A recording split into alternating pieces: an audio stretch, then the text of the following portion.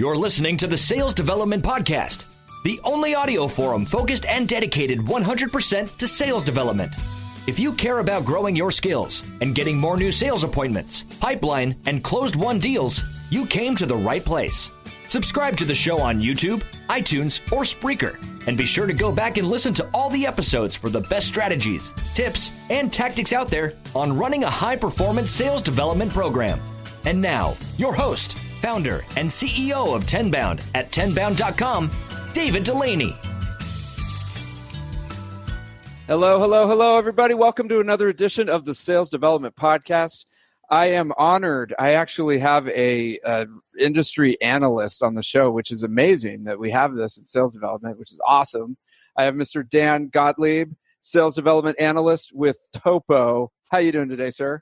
I am doing excellent. I'm thrilled to be here.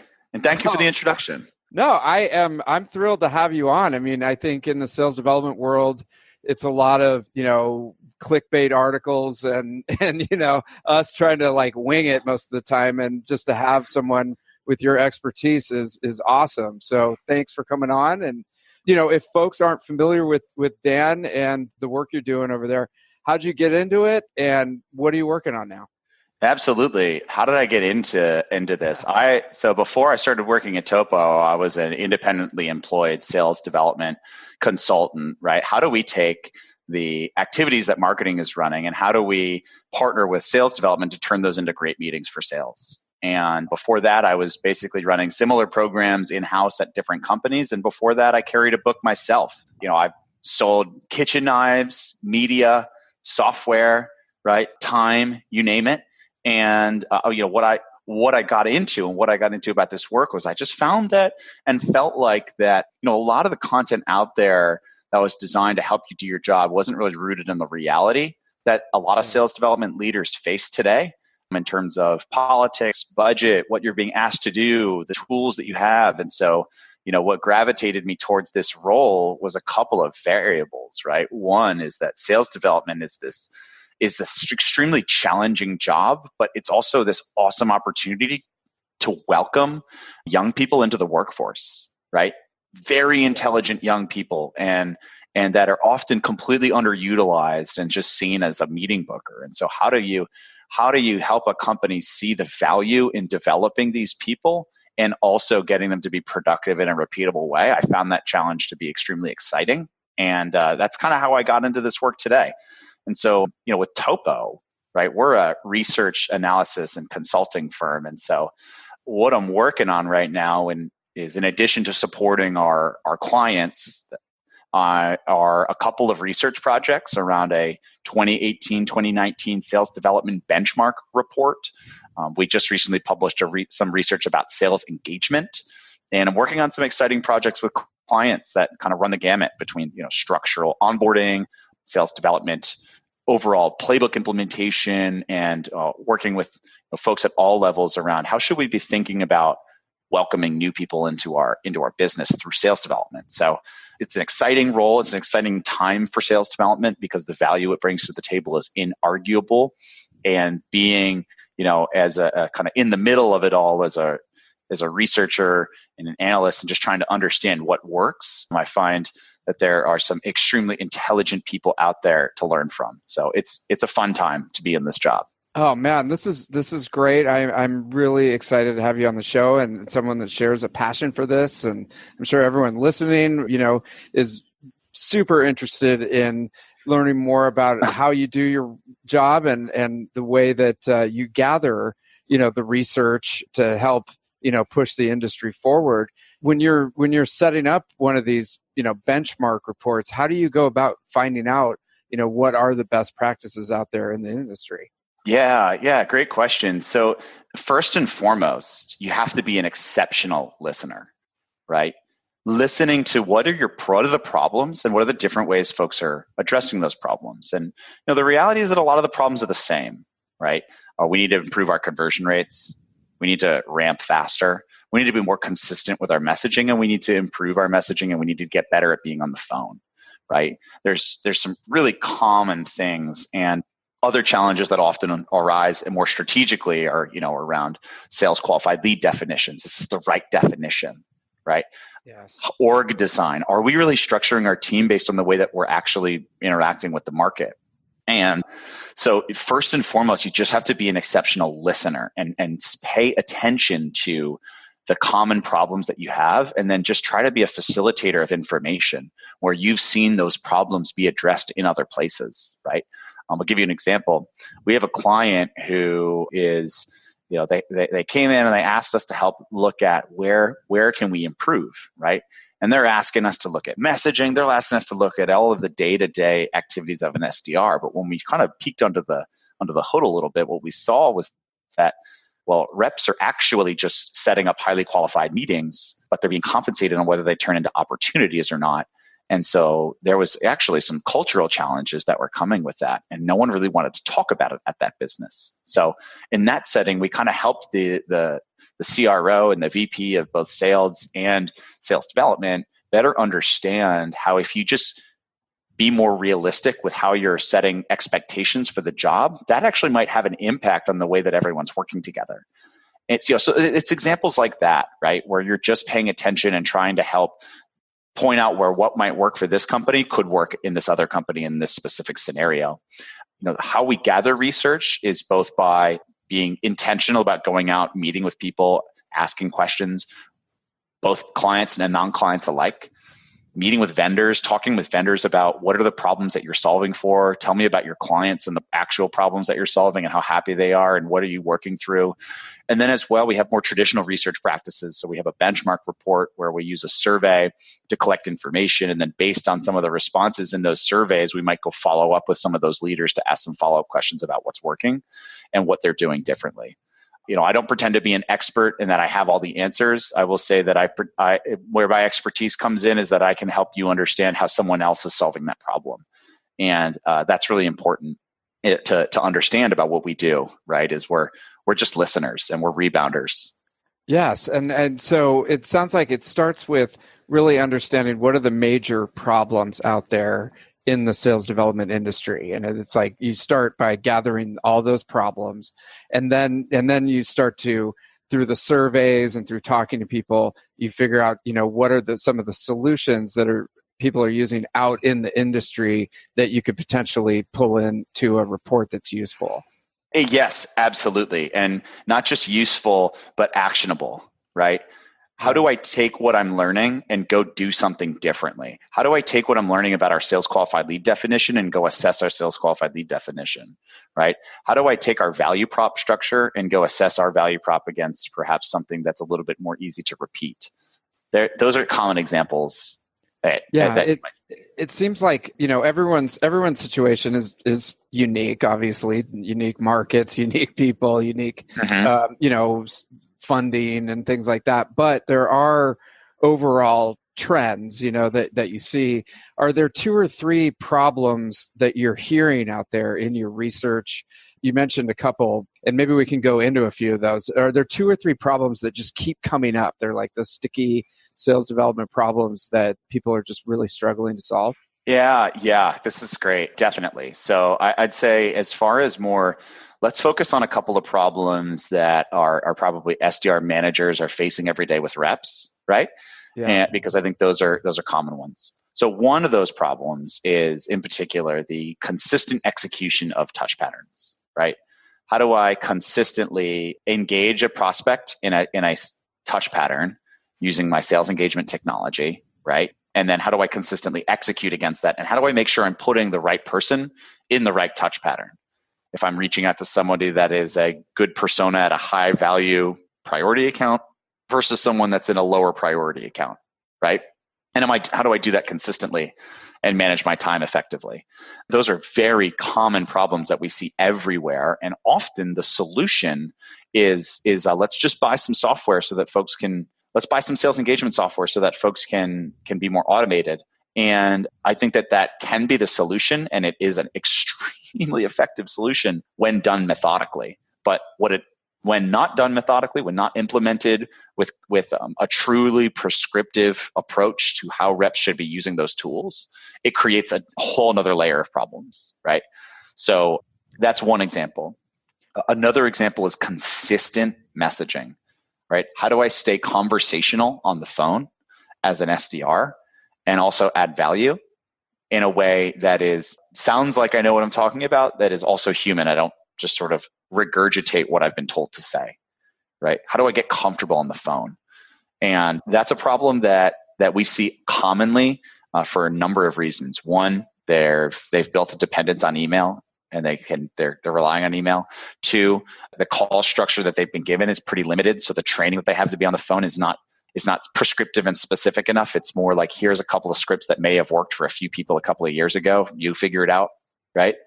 And we see that often. And then a third challenge that we often see is, how do you help me evolve as a professional, right?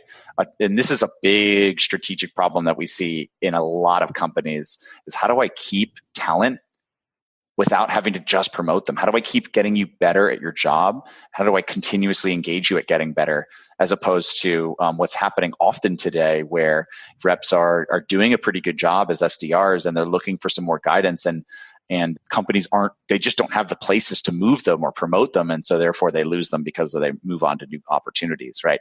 How do I as a business engage my SDR and help them develop? And to me, that is one of the most low-hanging fruit opportunities to keep talent that companies can take advantage of. Okay. All right. So we got three big ones. That is super interesting. I want to go back to that, but let's unpack these a little bit. So the consistent touch patterns, right? Yeah. And making sure that everyone's using a consistent touch pattern.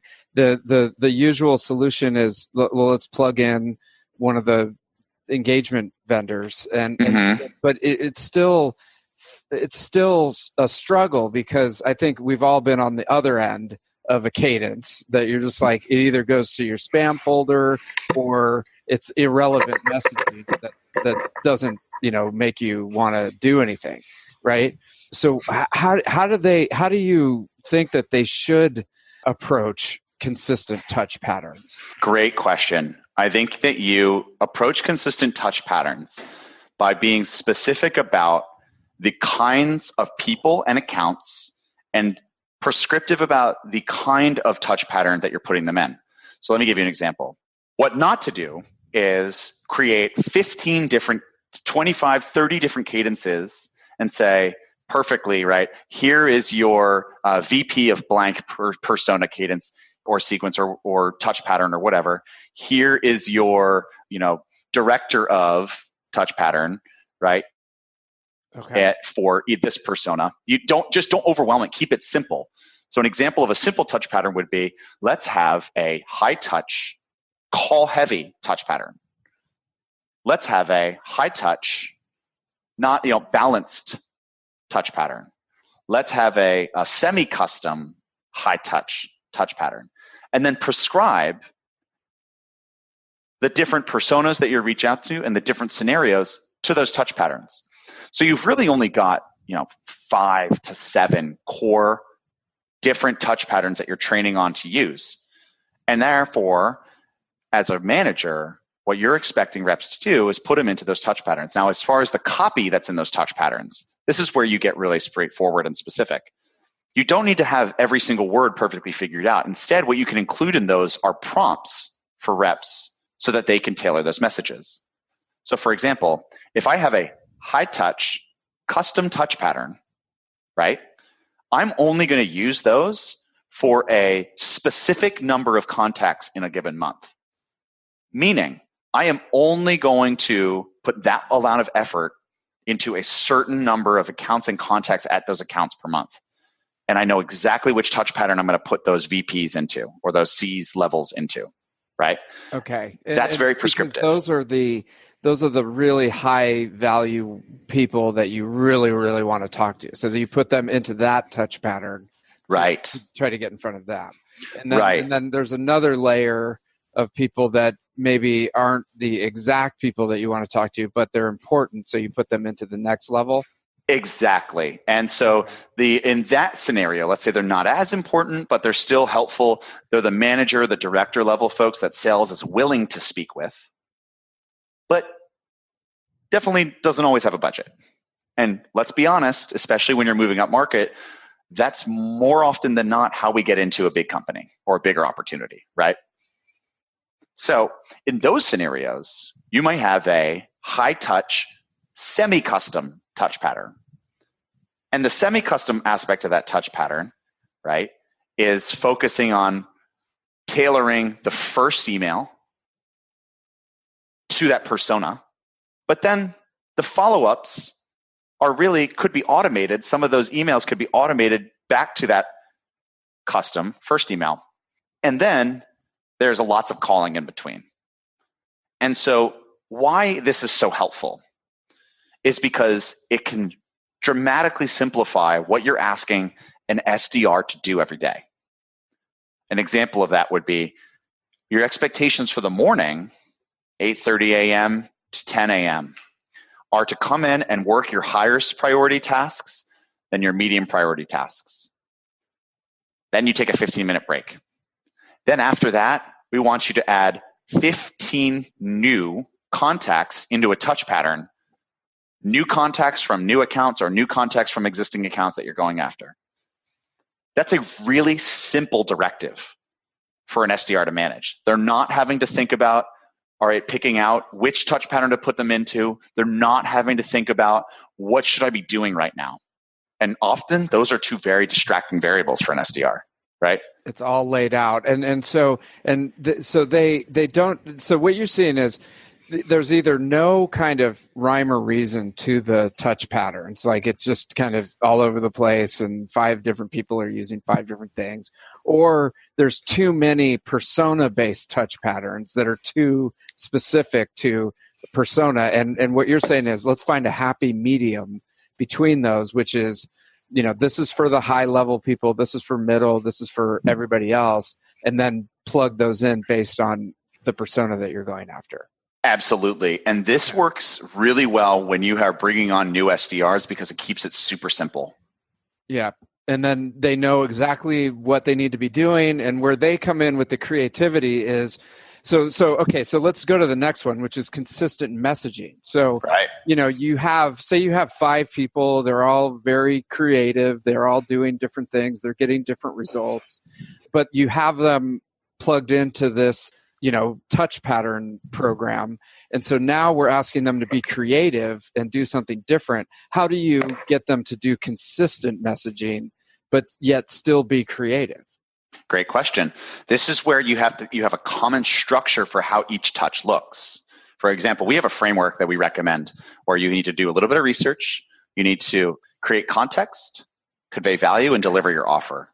And as an SDR, every touch should have something along those lines. An example of that might be, let's say I'm following up and halfway through a touch pattern, right? Create context. I'm reaching out to follow up about the voicemail I left you yesterday, right? Convey value. I want to talk to you about this use case that we've helped this client solve for that's similar to yours, right? That's persona-based. Deliver the offer. Would you like to set up a 20-minute conversation to walk through that next week at 3 o'clock? Or are you available at 3 o'clock next week to talk through that use case, right? When you're being creative, what you can do is and be experimental in both the order of your touches and some of the prompts. So let's say a rep shows up and there's a 4th touch in a touch pattern, and the email, when I'm looking at the template might have in brackets, insert, right, relevant problem statement or use case about that this persona faces. That way I can have multiple different personas in the same touch pattern, but the rep just has to put in a single sentence. What they're not doing is figuring out what kind of touch should I do. Is it an email? Should I touch them? Social? Should I call them? It's an email. And within that, right, we've already got the structure of the email laid out, but we've given them a prompt to react to. Got it. And that's how they need to come up with the context. Yeah. Mm-hmm. That's exactly right. There's an SDR leader out there who is kicking butt, and I love watching this person work.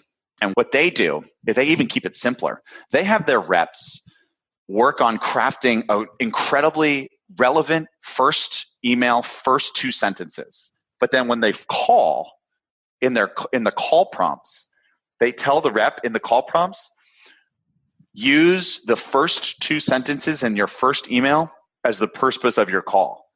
So they're literally leaving breadcrumb directions for them in the touch pattern to follow.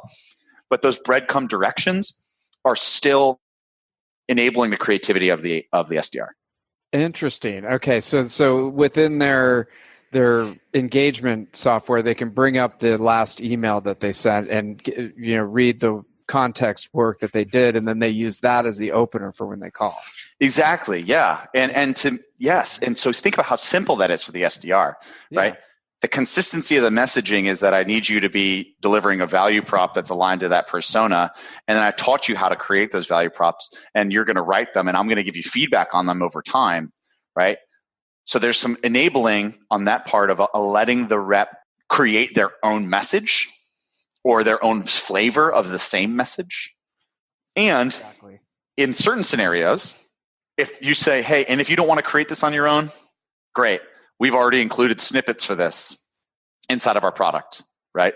So there's inside of all of these sales engagement technologies is tools that you can just basically take paragraphs and insert them in. And so you might put in the prompts like, either write one or select this prompt from our list. And that way, all the rep is doing is just navigating to the messaging to drop it in. So a lot of that heavy research and that takes forever is kind of automated so that they can just bring in the human element that they bring to the table. Yeah, I've got a client who's basically their marketing team put in some really strong, heavy-hitting, short persona challenge and benefit statements. And so they'll say like, all right, persona challenge and benefit 1, 2, and 3. And those are sort of in those small snippet areas, if you will, right? And then when a rep is going through that touch pattern is structured to say, insert persona challenge 1. Okay. Right. And so all they have to do is just navigate to persona challenge 1 and put in the content. And the benefit of this is that you can track as a leadership team, you can track the consistency and the messaging. So the consistency meaning are they executing the tasks on time? Are they making the calls within the hours and within the days that the tasks were assigned to? And the consistency of the structure of the touch pattern versus the messaging. So this approach allows you to A/B test a little bit too. Yes. It's more of a, setting up a well-oiled machine, whereas in the past it was just all over the place. You had no idea, what they were doing. Let me ask you this. Okay, so we got the context. I just want to ask you one more thing about the messaging. So we got the context, the value, and then the offer.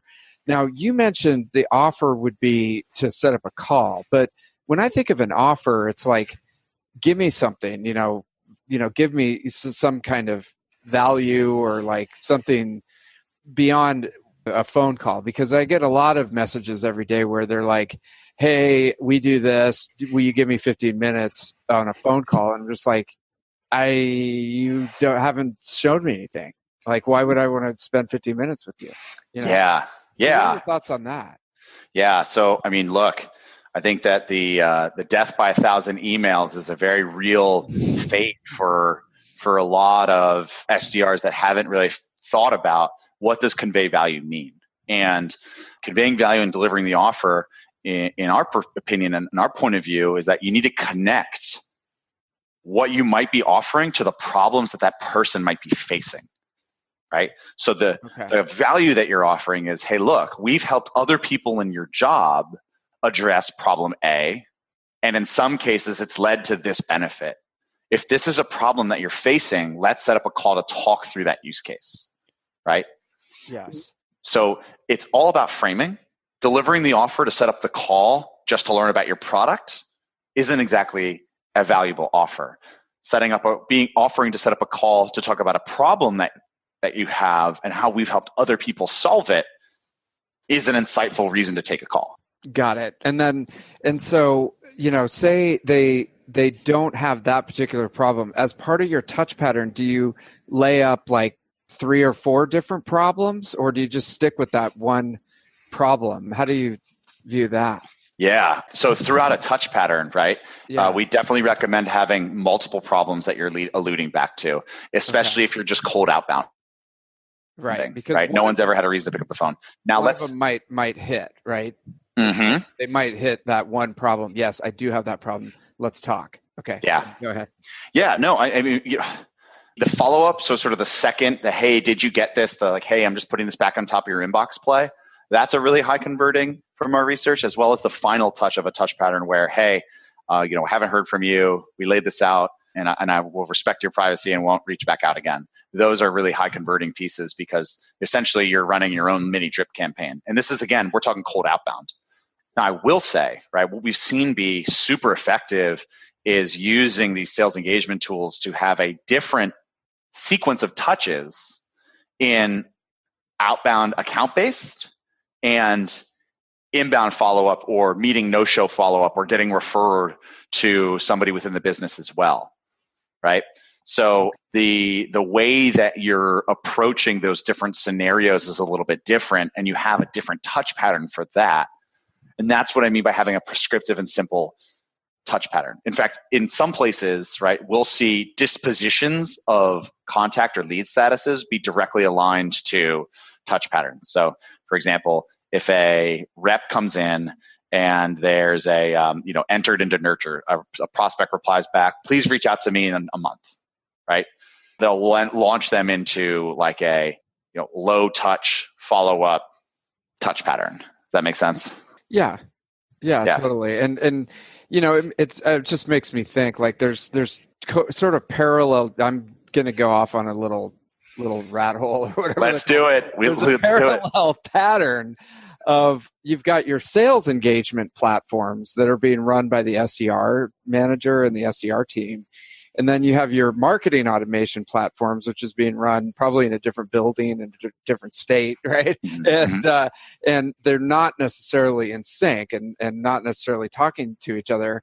And it always strikes me kind of weird that you could be putting people into this very intricate sales engagement flow based on the reaction that they get that's being run by an actual human being. But then in the background, there's this kind of like HTML email drip that's going out of a marketing automation platform. And I don't know what point I'm trying to make, but it does seem weird that there's these two systems that have evolved in parallel. Yeah. You know what this... They've evolved in parallel, different buying centers, different places, and we're seeing a number of marketing leaders, demand gen leaders, account-based marketing leaders starting to really understand the power of sales engagement technology and setting up touch patterns for specific campaigns, right? So this is a great example. Instead of having 1,000 different touch patterns, you might have one that just says, right, account-based campaign. And all the team is doing is helping provide the messaging, walk the SDR team through by saying, look, we've already put the messaging together for you for this specific event. Let's use Dreamforce as an example, or Tenbound, right? We already know that people are going to the Tenbound conference. We have the list. What we want to do is be methodical in how we target them. And so when marketing is getting involved in those touch patterns, right, and helping by providing some structure and some guidance around what they're going to be doing to support those touch patterns, what you've got there is account-based sales development, right? In a very simple, overly simplified, orchestrated form. Right. And so just putting on your analyst hat as an industry analyst, is there a future where these two systems somehow meld together and people just use one system? That's really hard to say. I think that what's the benefit of sales engagement is that basically the CRM is really hard to use, right? And I am managing multiple channels of my job in one place, right?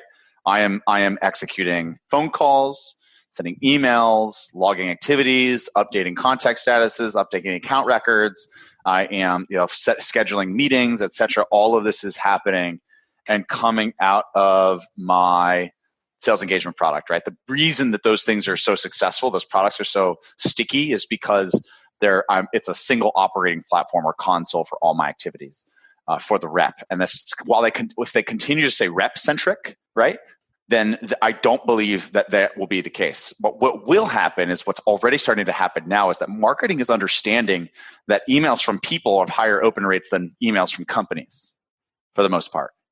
And so as a result of that, they're partnering with sales development to take advantage of that and helping them schedule meetings.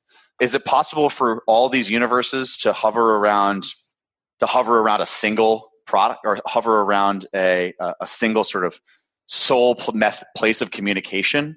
I think that's less important as are we making sure that we are working together. And I think what you're seeing now is products that are designed that are sort of being layered on top of both sales engagement and marketing automation to help manage that, right? Yeah. Okay. And so they're all revolving around the same people, and that data is ultimately ending up in CRM, right? So is there a world where they become one and the same? Well, if you think about what they're doing, they're already pretty similar in that, but there's a lot of differences in what the benefits that they offer to the end user. The marketing automation tool has a whole different series of value that it provides to the marketer, and the sales engagement platform, in terms of its usage and what it's designed for, from a UI standpoint, is all geared towards around the rep. And I don't think that those are going to change at all. I think what's going to change is where the data is flowing and where the insights are showing up in terms of what tools and the additional tools that are appearing to help make the use of both of those investments more seamless. Interesting. Okay, one more industry analyst thing, and then I got something else for you. So, it made me think. ToutApp was purchased by Marketo as sort of a consolidation of these things. Who buys SalesLoft and Outreach? That's a great question. Okay, that's one for the ages. Yeah. So marketing automation might make sense, right? I think honestly, it's the data it's CRMs that could buy them, or anyone that's trying to build a CDP would make sense for those organizations. It's how do I make sure that the data is flowing back into one place, right? That's the benefit of both of these tools, right? I mean, Adobe just bought Marketo. Yes. Okay. So let's dive into that a little bit. How do I make sure that the data is flowing back to the right place? So you've got people doing things on sales engagement. You've got people doing things on marketing automation. It's all going into the CRM. Tell me more about what you see as far as making sure that that's coordinated and happening correctly. I mean, this is hardcore operational plumbing here, right? Yeah. And you're trying to make sure that the contact records or the lead records are all flowing out of one place. I think it really you got to make sure that you understand how your go-to-market strategy is ultimately being reflected in the way that your contact database is structured, right? And then making sure that you have the right identifiers across all three systems, and having the authoritative identifiers across those systems, and then having some protocols in place to make sure that you're not entering dirty data. I mean, lean data as a business has just exploded to solve this problem. It has. And do you see people trying to do this without a designated sales operations person? Because I remember when I was running a sales development program, we got hardly any love from the sales ops guy or gal. They were usually focused on doing territory plans and just giving reports to the VP of sales. But it seems like it's so scientific now. There's so much operational support needed. What do you see there? Yeah, so we've been seeing this rise in customer operations as a role, right? Not sales and marketing ops, because those are two separate teams with two separate needs. We're really one centralized operations department called customer operations that really tries to simplify both the investments as well as the data flow between these disparate systems to make sure that they're working together. So that's been a huge sort of organizational shift that we're starting to see, is this idea of customer operations that is central, as opposed to each individual team having operations. And if you think about it, this whole concept of operations, sales ops, marketing ops, evolved because we are making all these investments in all these systems, and we just need somebody to sit here and make sure it works, right?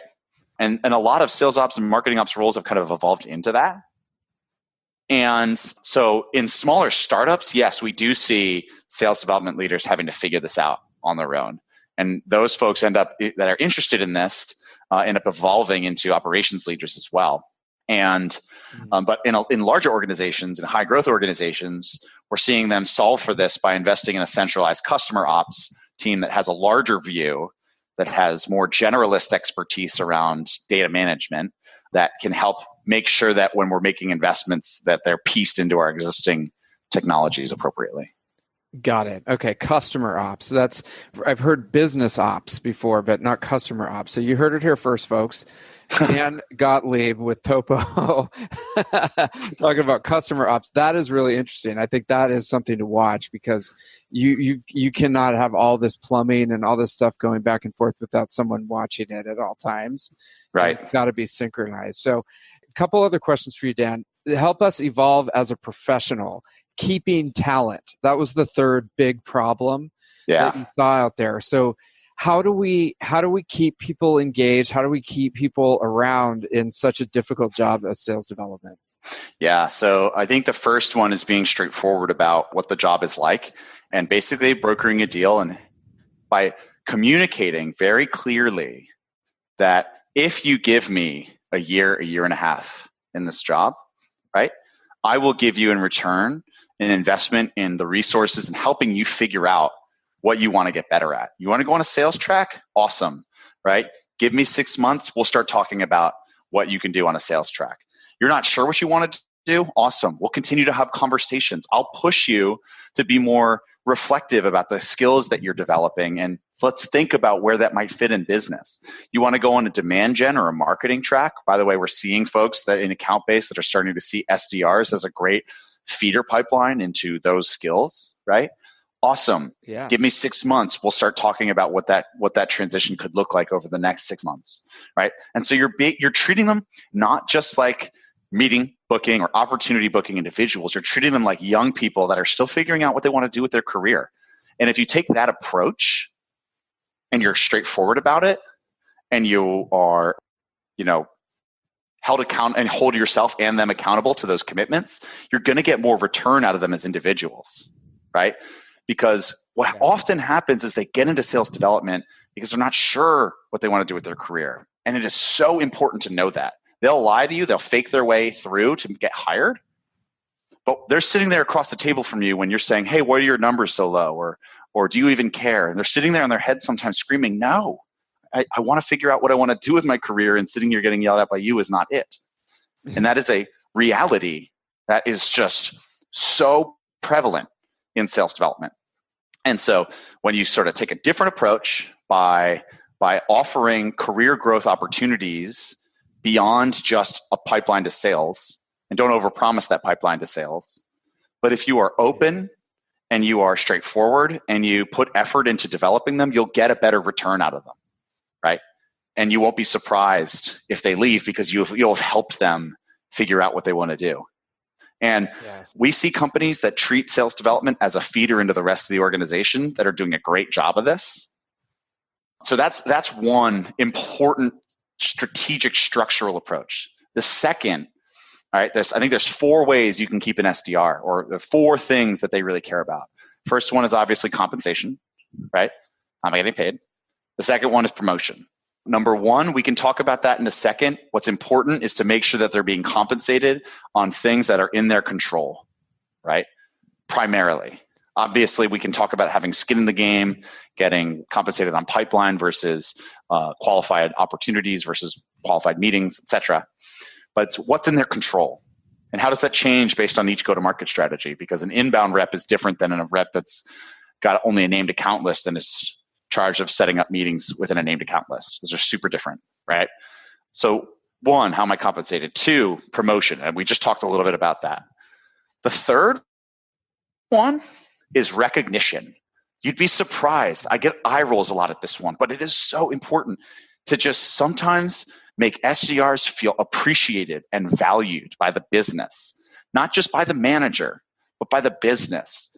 I have one incredible SDR leader. She really understands the value of recognition, and she organized SDR Appreciation Day. She constantly has sellers go out of their way to say thank you, right? She had the CEO record a video and say, really just saying thank you to the SDRs. Putting an effort into saying thank you and about their contributions to the business, because it is such a grind, can have a big impact in their ability to stay focused and motivated and want to keep working.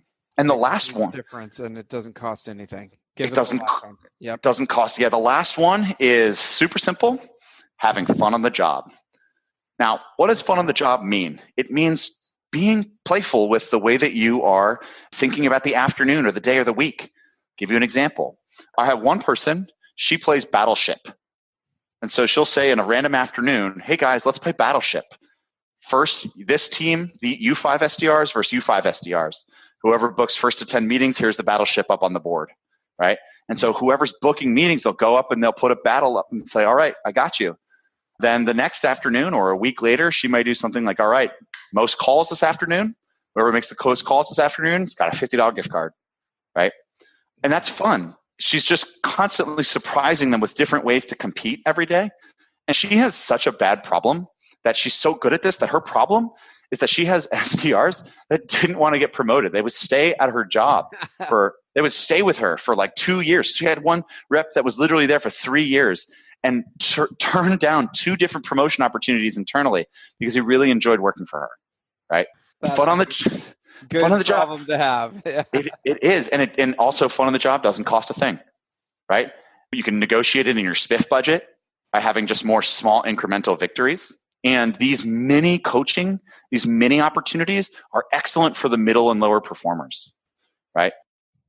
Because it's a clear opportunity for them to stand out, to ask for help, and then focus on applying those practices over these short sprints, right?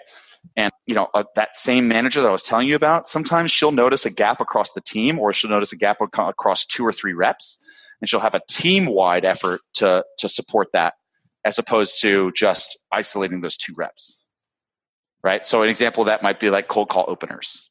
And she'll say, all right, everybody, we're working on cold call openers this afternoon. Let's spend the next 30 minutes having the same exact opener, and then we're going to practice it over the next hour on a call blitz, right?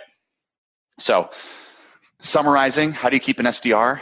Number 1 is compensation, making sure it's realistic within their control, mapped to the charter of their team. Number 2, promotion. So not just promoting them for the sake of promoting them, but developing them and being open and honest about how you can help them develop skills. Number 3, recognition. And number 4, fun on the job. Fun on the job. I love it. Those are super helpful. And what was cool about those, as you mentioned, they don't cost a lot. I mean, it's just a little bit more effort. And I think back to a sales leader that I had a few years ago that he was very stingy with any recognition or like attaboy cheery of people. And it's just like, why? I mean, it doesn't cost anything, and it's just it makes life more fun for someone doing a very tough job. Yep. I could not. Yeah, absolutely. Well, these have been so helpful, Dan. I mean, these are the problems that we face as an industry right now, but we got some tangible tips that people could take away. I want to talk about if they want to get in touch with you, learn more about what you do, and then also you guys have a big summit coming up in the spring. Tell us more about how do we get in touch with you and the summit that you got coming up. Awesome. If you want to get in touch with me, find me on LinkedIn. First, Dan Gottlieb. And at Topo, there's only one of me at Topo. Yep. And then please do hit me up on LinkedIn. I'd be more than happy to talk or answer any questions that anybody has. And then, yes, thank you. We have a kick-ass event in April 17th and 18th at Pier 27 in San Francisco. It is a killer event. We have practitioners only that are talking through the problems that they face in the job. They tangible solutions to those problems that they've implemented in the past. Really hands-on and practical stuff to take away. It's a really good time, excellent networking. And if you're interested, please email events@topohq.com and say, Dan sent me here in the subject line. Definitely. And I got to say, I've been to every Topo. It never fails to impress. Like Dan said, it's very hands-on, very practical, awesome networking. And if you are in our space, if you're in the sales development space, you really have got to be there. So full endorsement. Dan, thank you so much for coming on the show and for being on the Sales Development Podcast. Thanks for having me. This was a lot of fun. I would love to come back and do it again. Awesome. Thank you for listening to the Sales Development Podcast, the only audio forum 100% focused and dedicated to sales development, with your host, David Delaney. Please be sure to subscribe to the show on YouTube and take a moment to leave us a review on iTunes. Your support makes our show possible. If you are struggling with your sales development program, contact us at tenbound.com for a no-obligation exploratory call. Again, that's tenbound.com.